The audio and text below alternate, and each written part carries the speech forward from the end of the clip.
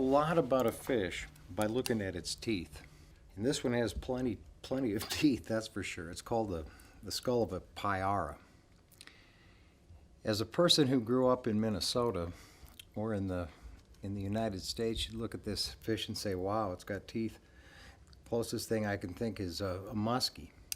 But really, the teeth on this fish are a lot different than that of a muskie. A muskie has big canines for sure, but he's also got a great big bunch of a double row plates of teeth on the roof of his mouth. And even on his tongue, if you look carefully, this one's got a little plaster on it, but at the tip of his tongue, he's even got teeth. These are puncturing teeth. These puncture, but primarily they're grasping, seizing teeth. The other difference between these two fish is that a muskie can open his mouth maybe so far, and then he can grip and nothing's going to get out of there. What this guy's designed to do, he can open his mouth almost 180 degrees and he pop, gives a snap. And when he does that, he punctures swim bladders and everything else, and he can also hang on to them, and he has to turn them and eat them just like a muskie. This guy is very similar to a piranha or a tigerfish. Notice teeth all around the edges, and these would actually interlock. Like if I could close the mouth of the tigerfish, his teeth interlock like that. And a piranha does the same, so they're like built to take a bite out of like you biting a piece of Wonder Bread. So the challenge with a Payara is figuring out how to make a bait that's not vulnerable to puncture. When they open their mouth and pop down like that, it's just like, well, I'll show you. Here's a typical crankbait. It's made out of plastic, it's hollow, and if I beat on it, I mean, it's really, really strong. But it's like, when a Payara hits these things, it's like I take this little nail, take a hammer, and if you just give it a real square pop, punctures a hole right through it, and they leak.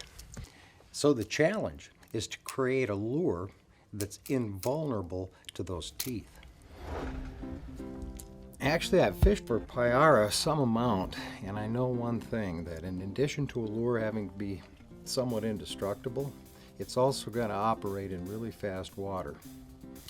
So what I'm going to do is make some oversized jig heads, and I'm going to make an Upperman style, lima bean style, and I'm going to make it oversized but still only weigh a couple of ounces so that it'll operate kind of high in the water column, and I'll be able to use it in real fast water, and when I do let it sink, it won't have a tendency to get too hung up.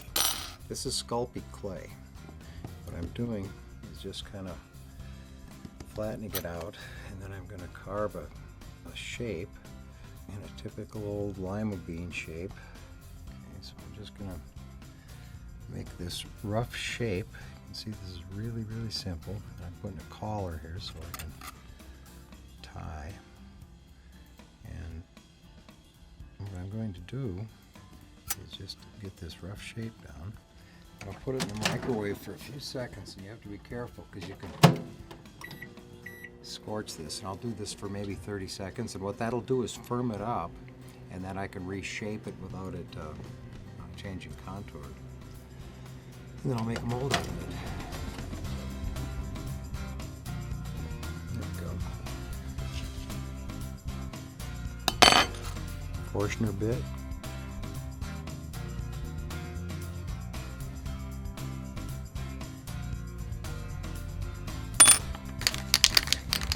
I could mold this right now, but it's probably smart just to put a little layer of lacquer or even light epoxy over it, just to give it a smooth finish. And I'm going to make an open top mold, so I'm only worried about one side of it. And I've recessed a little spot here so I can put some sexy little eyes on it. The reason I'm using this is that I'm in a big hurry. If you're in a big hurry and you don't need a lot of detail, This is great. You want to make sure you mix it really well. And my plan is to make some jig heads like this with flash-a-boot tails that I can run real fast water on the surface, or I could run them down 18 or 20 feet. I want them to weigh about 2 ounces. And they're going to be this big, and you'll see how I get to 2 ounces in a minute. Okay, I've got this mixed up. I'm going to press this down in here. The reason I use the 15 is because it's rather pliable, as you can see. The normal putty is great, but it's not quite as pliable as this, and it's hard to get as clean an edge on a mold like this. And now here's the acceleration part.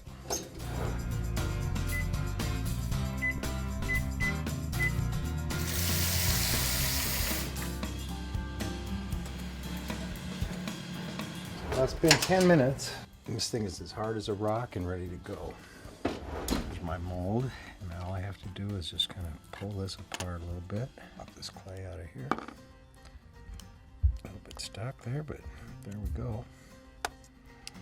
Now I just have to cut a slot and a spot for my hook eye.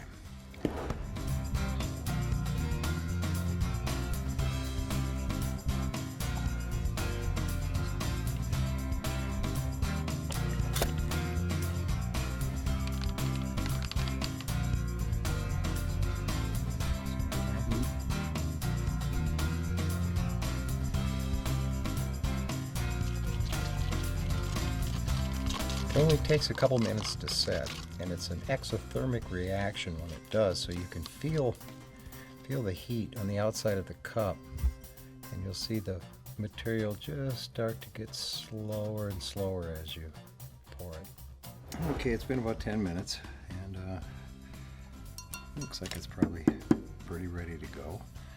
And you just pop it apart, pull it out. And look at that. Now my other objective in doing this, in addition to making a lure that's impervious, and this is hard as a rock, I don't want to have to use any paint. I'll show you a quick trick. I'm just going to dip this in here. Okay, now let it drip off. Put some sparkles on it.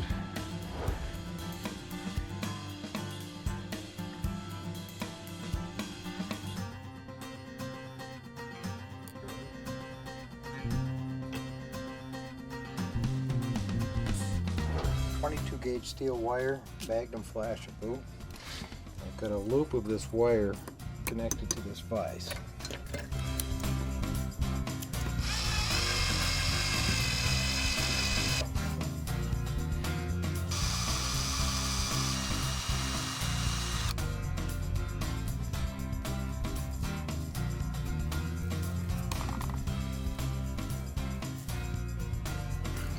Pull it through that hole.